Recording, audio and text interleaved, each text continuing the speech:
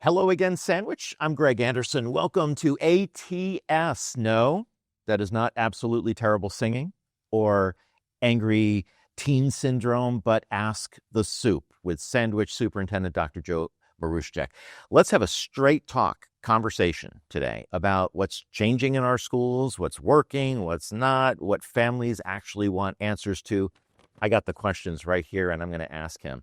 So welcome, Dr. Joe, first one of 2026. I know. Happy New Year. Happy New Great Year. to be here. Great to see you, Greg. How were the holidays? They were good. They were quiet for the most part. Yeah. Very good. Yeah. Excellent. Nothing like spending time poring over budgets over the holidays? I mean, Well, that was part of it. Yeah. One of the cray-cray things that I'm still getting used to is usually during that first school committee meeting in January is when we present the budget. Yeah. So this year, I think it was something like January 7th. So that's, the glass half full is it's good to get it done and done early. The bad part is it's crazy early and everyone's still hungover. Yeah. So, but, a decent amount of my Christmas break is dedicated to pouring over numbers. I completely understand. So on the topic of the budget, you have presented it. It has yet to, as we're sitting here today, it has yet to be voted in. But tell me, give me the layman's, synopsis of what we're looking at, because we have expenses, that health insurance we've talked about, other things, and that's a huge driver this year. And we're working very closely with the town. Realize the town has budgeted 15% for all employees, the projected increase in healthcare insurance. So there's got to be a sensitivity of how things are working on the other expense side of the house. So what we've put forward, in my humble opinion, is a pretty conservative budget. It's an overall increase of 2.22%. It is a level services budget, which kind of in layman's terms means keeping the existing programs and services and so on, but also compensating for inflation and, just the cost of a new fiscal year. So we do have some right sizing, some savings with regard to some retirements that have come forward, in some cases replacing at a lower cost, or in some places non-replacement of those positions. Right. But I have a high degree of confidence that, what we have in place this year will continue for next fiscal year. How does this percentage increase differ from previous years? It's slightly lower. Yeah. I think last year we were more in the ballpark of a little bit more over 3%. Yeah. There's really two numbers: the overall increase, 2.22%, and then the increase in the local assessment. How much we assess the town, and I think that increases at 2.76%. Okay. We do, and again, working with the town, we budget very conservatively. One of the assumptions is completely level state aid. In all likelihood, even though there's, uncertainty still in that area, because the governor's budget won't be released until a week from today, the 28th. Yeah. It probably won't be completely flat, but I understand, rule number one of conservative budgeting is you underestimate your revenue and you overestimate, or your go expense. with worst case scenario with your expenses. Yeah. So I think we're doing that. I think it's a very, very solid budget that we're putting forward, and that helps us kind of keep the forward momentum going. Federal funding doesn't really impact the school district that much. State funding, as you were just talking about, did. It's a very, very small percentage of our budget, particularly here in Sandwich. So external funding overall, are you concerned about that? Are there any risk areas, any pain points that you're concerned about? I'm always concerned about, first and foremost, the state funding and kind of the equity piece with respect to us being the town of Sandwich being considered to be a minimum aid district. Mm-hmm. So we're kind of capped at roughly 83% of our budget has to be coming from local sources. Right. That's part of the state funding formula. Got it. So this past fiscal year, there was a commitment to do more for minimum aid districts like ourselves. I'd like to see that move forward for FY27. However, I think there's some question as far as how the state is going to put forward its budget. So we shall see. Do you have good, and I know I'm asking you this publicly, but do you feel you have good representation through our elected officials? I do. I can say Steve Zaros is super responsive. Yeah. He and I, either talk or text pretty frequently. Okay. I've just gotten to know our new Senator Fernandez. Yeah. I think he's also very responsive. Yeah.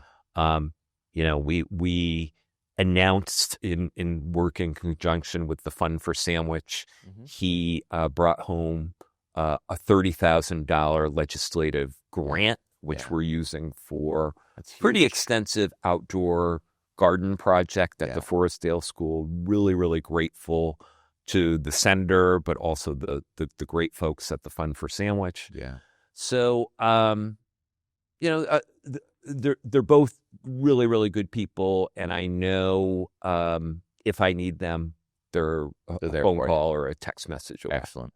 Let's talk a little bit about teacher recruitment and retention. And I know we've talked about this over the years. Isn't it funny? We've been talking for years. I know. This is year 4. Year 4. Go figure. How is that even possible? Yeah. And we both look so young. It's crazy. there you are fitting in that vest again. Oh my gosh. But I don't look like a sausage link anymore. You are one snazzy dude. Well, you are as well. I try. So teacher retention and recruitment, nationwide teacher shortages are an issue. What strategies do you have in place to attract and retain good quality teachers? And are you able to address things like burnout? What does that look like in the school system? Yeah, there's like most problems, I think you can do technical pieces, but then there's adaptive pieces to address this problem. I think some of the technical things are, when you're negotiating contracts, when you are looking at things like various stipends, when you are recognizing people. We implemented 3 years ago now this Golden Apple Award. That's something that doesn't cost a ton of money. Or if you're putting stipends in place and so on, those are things in the big scheme of things that don't cost money. I think but they have high impact. They do, and I think it's the little things, but the real high impact things are people having a sense of ownership, people having a sense that they have the authority and the autonomy to do their job. I think a lot of it is kind of climate and culture based. I don't think people leave the teaching profession because they're really, really angry and they want to earn more money. When I started in this business 36 years ago, the same adage, nobody becomes a teacher because they want to become rich. Yeah. It's still true today. I think a lot of the pieces of why people leave the profession is over just frustration. Yeah. And, sometimes you hear the angry cry of, just let me do my job, just let me teach, and so on. Yeah. it's really about finding the balancing act around, yeah, we've got standards and we've got accountability, but I think I think about the teachers that we have in district, and we've got a ton of really smart, creative people that really want to take the ball and run with it. And I think you've got to figure out in a leadership role, how do you enable people to do those things? Yeah. So I do think that's the adaptive piece, but I think it starts with leadership, giving people, the runway to do those things. How do you deal with, and do you see burnout? I mean, we see it in every profession, but how do you address that? You see it. Do I see it widespread? No, I do not. I think it happens. I think the way you address it is through relationships and through one-on-one conversations around what's happening in that teacher's classroom. Yeah. Because the burnout doesn't manifest itself through somebody trudging into the building and saying, oh, I'm really tired and so on. It usually manifests itself through maybe problems with students, problems with parents, problems with communication, and so on. Yeah. It usually manifests itself through a whole host of ways. And in my career as a superintendent, and also before as a high school principal, sometimes you've got to have frank conversations with folks that, maybe this is not the right thing for you. Yeah. And that's okay. Yeah. Let's talk a little bit about nationally, there's a growing interest in preparing students for the future, managing through future economy. Yep. God knows what that's going to look like. We've got STEM, we have AI literacy, career pathways. Sure. And I know that that's something that you've been committed to. But can you talk to me a little bit about how you measure success? When you're standing at graduation and you look at that graduating class, how do you measure whether or not we have prepared those kids for the future economy that they're about to walk into? Great question. In 50 words or less? I'd like 40 words, please. Okay. I think it's got to be, you can look at the traditional metrics, where you're looking at things like where the kids are actually going to colleges, how many are going to 2-year versus 4-year, and so on. But I think you've got to go deeper. And part of that deeper piece is, what type of experience did the students have with regard to things like internships or externships or job shadowing? It's kind of interesting. I'll be at the high school later today. Today is, I think, the second of 3 days where we've got seniors who've done their internships who are actually giving formal presentations to a panel of industry professionals, teachers, parents, and so on about their experience and what they learned and how they're going to use it moving forward. So I think we need to do more with that. I think a specific metric would be almost some type of exit survey or exit interview of all of our seniors, as far as, okay, it's wonderful, you're going down the pike to UMass Amherst, but what is really your plan? Yeah. I think part of the tragedy, I don't know if I want to use that dramatic of a word, but we've graduated so many kids, and the expectation has been, oh, of course, you're going to go off to a 4-year school, you're going to get your bachelor's degree, and magically everything is going to work out. Yeah. I don't think we've done some of that intensive work with respect to coming up with a game plan and figuring out where are you going with regard to a career? Well, not everybody is going to college. Yeah. The whole vocational, I'm going to, I don't need the 4 years, and they go in different directions. So even back when you and I were graduating from high school, it was like, you just went to college. Yeah. That was just what you do if you could afford it. And if it was, And realize that paradigm, by and large, is still very much alive and well. yeah, yeah, yeah. Interesting. When we look at this world in which we're living right now, very divisive culturally, politically, it's a crazy time. What safeguards are in place to prevent political bias, intentional or unintentional, in the classroom from teachers in their career, in their how they're running a classroom, if you will? I was going to say just what they're teaching, but it also can just be what they say in general. How do you monitor that bias? Sure. And I think it has to be a constant reminder. I think we've had situations where things have happened, things have been said, and things have been said to students where a educator's personal viewpoints have entered the fore, and that I think plain and simple, it has to be a constant message from admin to educators that your students shouldn't know what your political leanings are, plain and simple.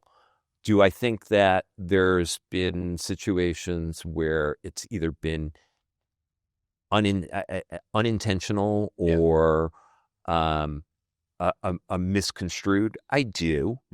But I don't, politics should not be entering the classroom. Yeah. With that said, though, I do think that we're living through super challenging times, because the flip side is we do have some outstanding educators. And again, this is mostly a high school conversation. Sometimes things come up, with regard to Oak Ridge. We've had things come up, particularly with respect to sex education, sure, or things in that milieu that have been brought to my attention. But the flip side, as I was saying, Greg, is I think it also had a chilling effect on teachers wanting to engage kids in critical thinking over some current event topics. Yeah. Okay. As I was driving here, I was listening to a discussion on what's happening at the World Economic Forum in Davos, Switzerland. And just the whole debate around Greenland and so on. Yeah. I think probably most social studies teachers would feel like, do I really want to go down that topic? Yeah. Is that a third rail type topic? Right. Where, so, I remember the Russian the conversations. Well, yeah, when I was in high school, it was, we would talk about Ronald Reagan, and, the people would have very strong feelings that Ronald Reagan was going to get us into a nuclear conflict with Russia. Yes, I remember and so on. And I do think we were more freewheeling, and teachers were more freewheeling. Certainly. But because it wasn't so polarized and it wasn't so personalized, it didn't have anywhere near the attention that it does today. What about the dynamic of kids coming into the classroom with the polarizing, perhaps even aggression, one side or another, and they bring that to the classroom? How do teachers handle that? I think they, every case would be different, but I think they would probably de-escalate it, or if it was something that was over the top as far as a statement that would be offensive, that would be racist or misogynistic or something to that effect, they would bring it to the attention of administration. Has that happened as it relates to even politics? I mean, the youth is very mindful of what's going on in our world. Yeah. Have you seen politics come into the classroom from students that have to be managed? Sometimes, yeah. And the things that were brought to my attention were right prior to the election of 24 last school year. Okay. Nothing, on a daily basis. Right. And again, it was predominantly, if not completely, at the high school level. Got it. You and I've talked, switching gears, you and I have talked about the learning gaps that came out of the pandemic. Mm-hmm. We're still living in it. Mm-hmm. We still have dynamics that are happening. Where can you give me an update, the 2026 viewpoint on learning gaps in the school system or with these students that were probably at the Oak Ridge School and now they're in the high school, or, I might be off on my grades there, but now you're dealing with a different type of kid in high school that is, or in any grade, that does have some of those learning gaps. Yeah. Where are you seeing it? What does that look like? Yeah. So I'll start on the sunny side of the street.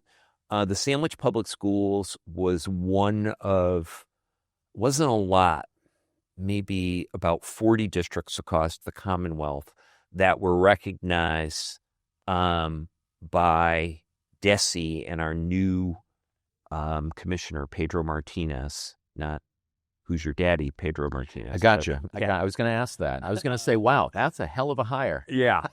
But anyway, we were recognized, I want to say it was October, November, as one of, I think it was something like 41 districts that vis-a-vis MCAS scores had returned to its pre-pandemic level. And we have for mathematics, not for ELA. So I don't say that for us to rest on our laurels by any stretch. I think we have a ton of work that we still need to do. However, I do have to give a lot of folks credit for, again, predominantly at the elementary level, looking at what our needs were and are. And to really break it down, I think the pendulum has kind of shifted more towards traditional phonics-based instruction. We're using a couple different programs, both at Forestdale and Oak Ridge, that are a lot more phonics-heavy because the data showed we had a cohort of kids that were really struggling with decoding words. And if you're not decoding and encoding, then you have issues with your reading comprehension and so on. And that was connected, or you're linking that to the learning gap as it relates to the pandemic. Absolutely. And also even prior to that, our district used a program called Fontes and Pinnell, which was really kind of more of a whole language type program where it's just like, okay, get kids into the habit of reading and so on. And don't worry so much of those traditional phonics-based instruction. So we've done, over the last 4 years, a pretty dramatic shift. Yeah. Some of our internal benchmark testing, part and parcel from, the state testing like MCAS, shows that our students are making gains. I think we just have to stick with the program. Yeah. Yeah. Are parents patient with learning gaps that their kids might have? Or are they, how does that come forward? Do you have a lot of parents say, look, my kid really struggled and therefore I need accommodations? Definitely. We definitely have that. I think it varies from parent to parent. Yeah.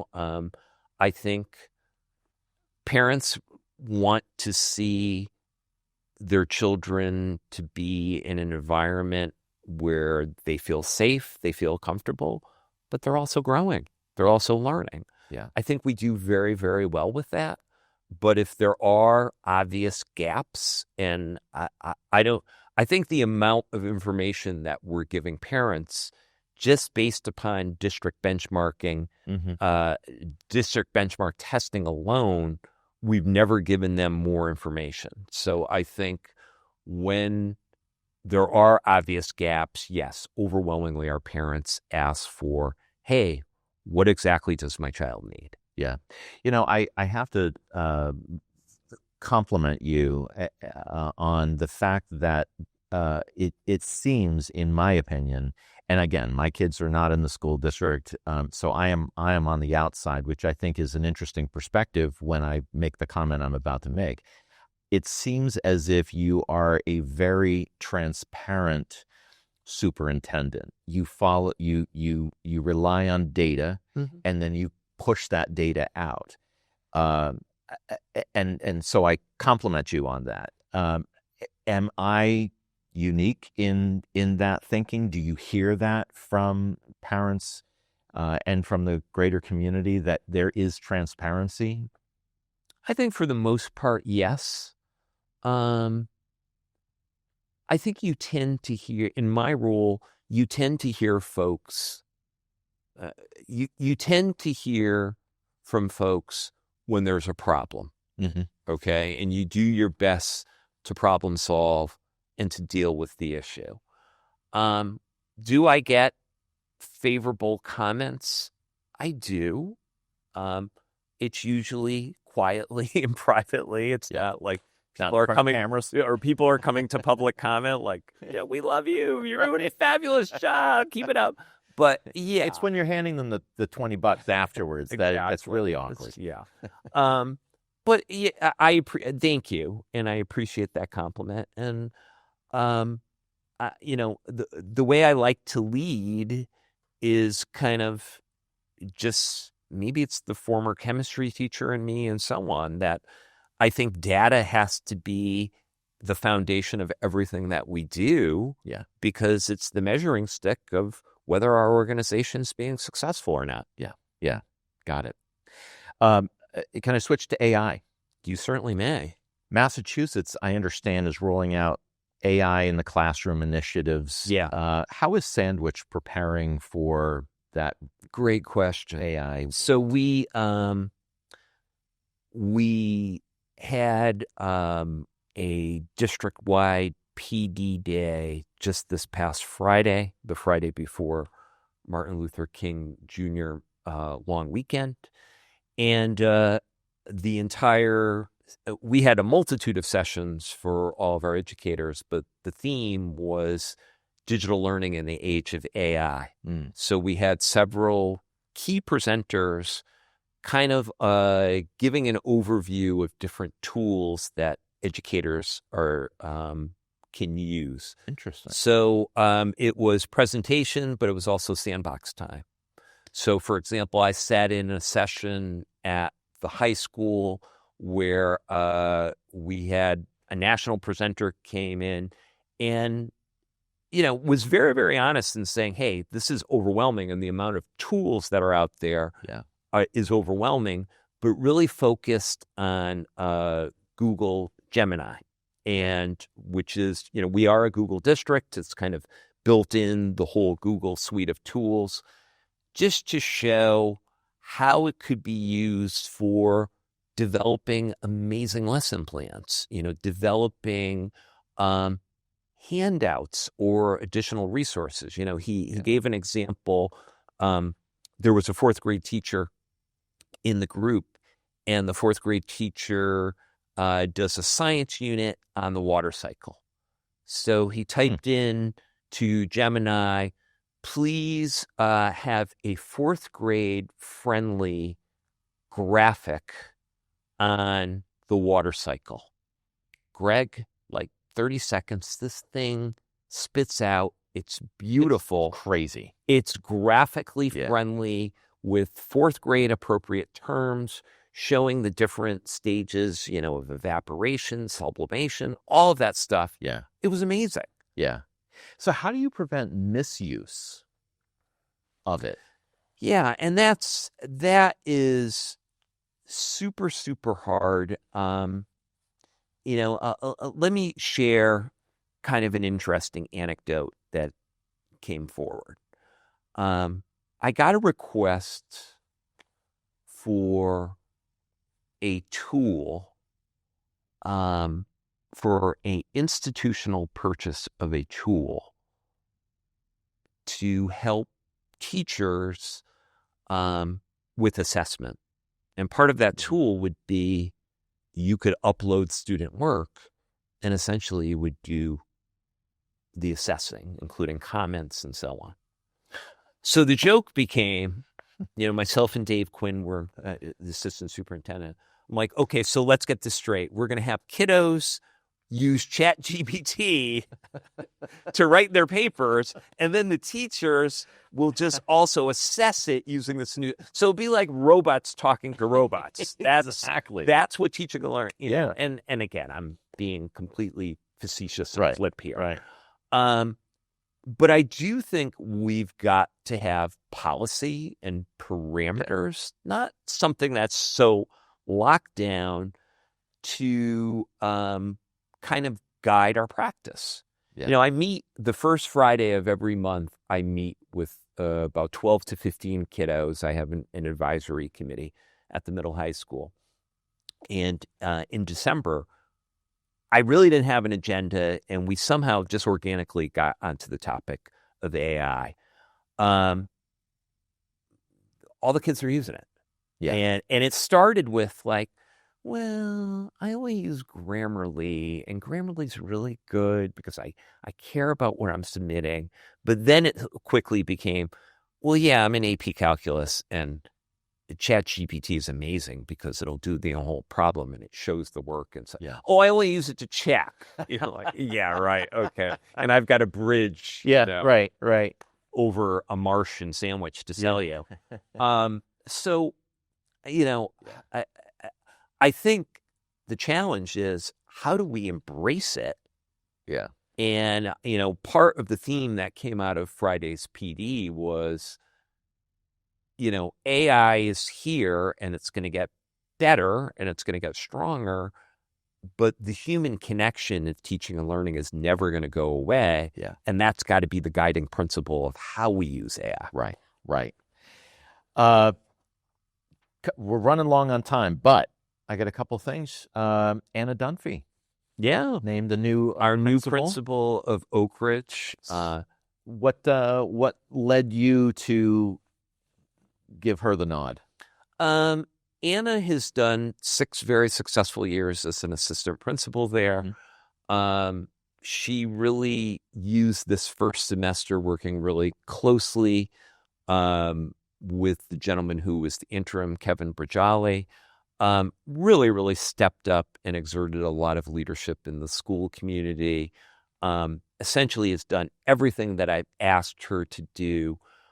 Completely gets it, is kid-centered in her focus, and really has a vision for the school moving forward. So delighted to appoint her. Is there anything in particular that you are tasking her with to pay particular attention to as it relates to her school? I think really just moving forward with a positive climate and culture within that building, having more and more opportunities for kids and their families to engage in their kids' learning, to engage with staff and so on. Yeah, good. Very quickly, your transportation efficiency study. Mm-hmm. Looks like you're going to be taking 2 buses out of circulation. It really is. The study showed the I guess proof that you don't really have a lot of full buses. What does 2 buses coming out of circulation mean to me if my kid is a bus rider every day? And this would obviously be for the next school year. Sure. It probably won't mean a ton. Okay.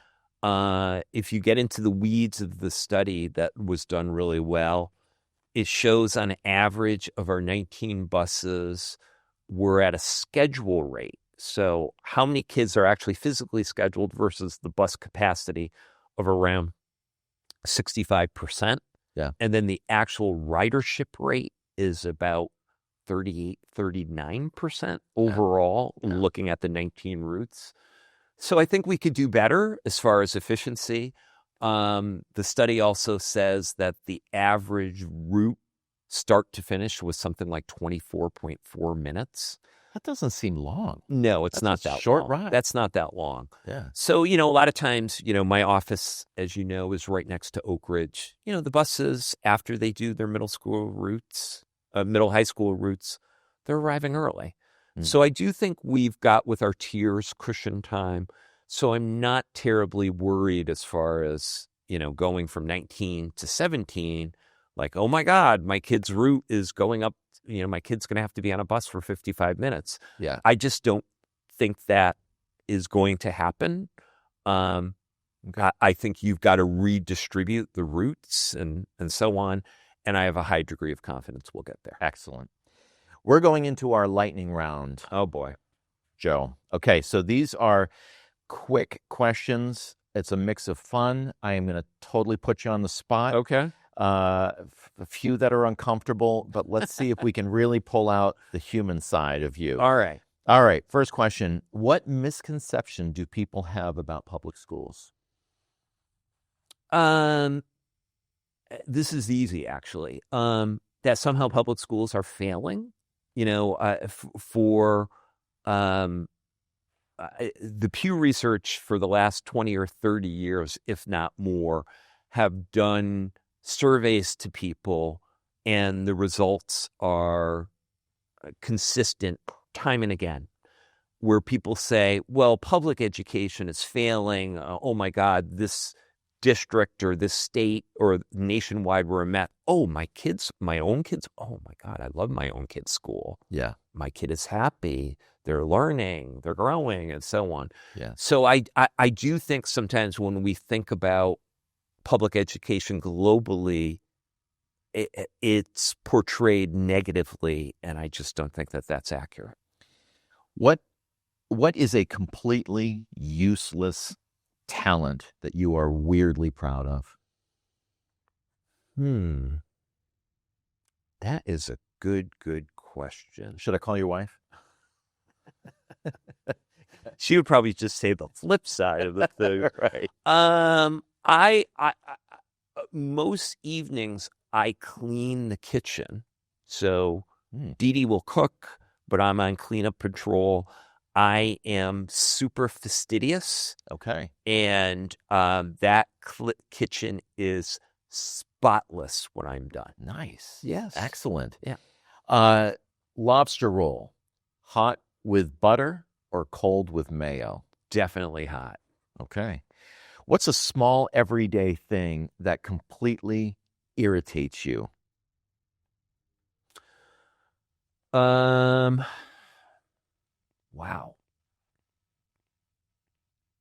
I'm going to kind of build upon that. Okay. What I was talking about, the kitchen. Sometimes, I'll snarky say to my wife, wow, you never learned the concept of clean as you go. So she will, and my wife is delightful. She's a wonderful cook. Yeah. But like the kitchen will be a disaster. Yeah. And then like, have you ever, when you're cleaning up, you've got a pan and like it just has burnt crap all on the bottom. Yeah. And it's like, get out those Brillo pads. And now they have this spray stuff that like, Lord knows what chemicals are in it. Yeah. Yeah, that's an irritant. What about this is another question, but related to that, I just had this debate with someone.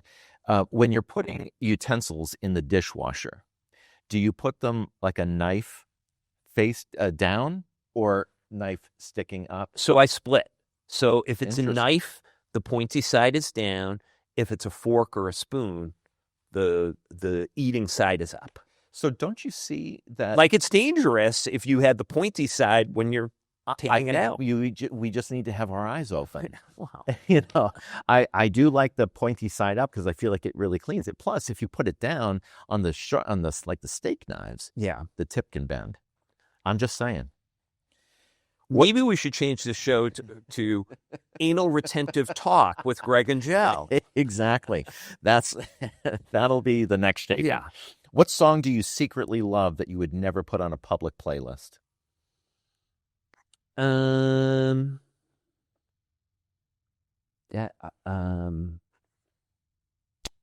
Let's see now. Secretly love.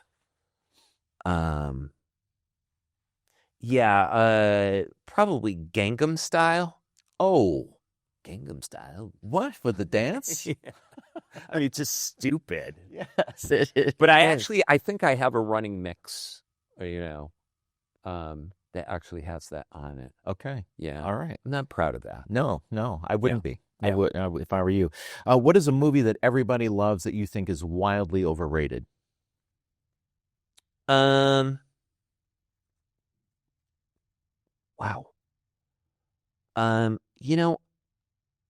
Probably Princess Bride. Interesting. Yeah. Interesting. Yeah. Okay. If you could instantly master one skill, what would it be and why haven't you started? Instantly master one skill. Well, I really wish I was a better runner than I am. Mm-hmm. Not that I think I'm a horrible runner. Yeah. And I have started. I start 4 or 5 times a week. Well, that's embarrassing. But exactly. Okay. But yeah. What's something that you are embarrassingly bad at? Oh. I played softball a couple seasons ago at this over 50 league in Falmouth, and I wouldn't go as far as to say that I was embarrassingly bad. That's strong, but I was nowhere near as good as in my head I thought I would be. I was like having flashbacks to being a kid and in high school, and I was probably totally romanticizing how good I was, and I'm then projecting like, of course, 40 years later you'll be awesome. Well, I wasn't exactly awesomeness. What's the best piece of advice that you have completely ignored? Oh, these are hard this week. My God.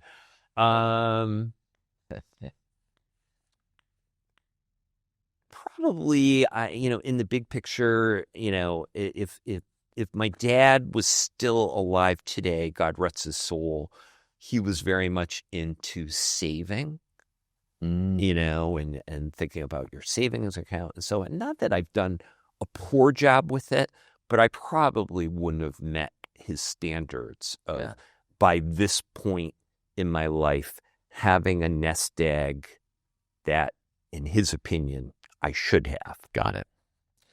Number 10, final one. Mm-hmm. Finish this sentence. 5 years from now, Sandwich Schools will be known for continuous improvement. Ooh. Let's end on that. All right.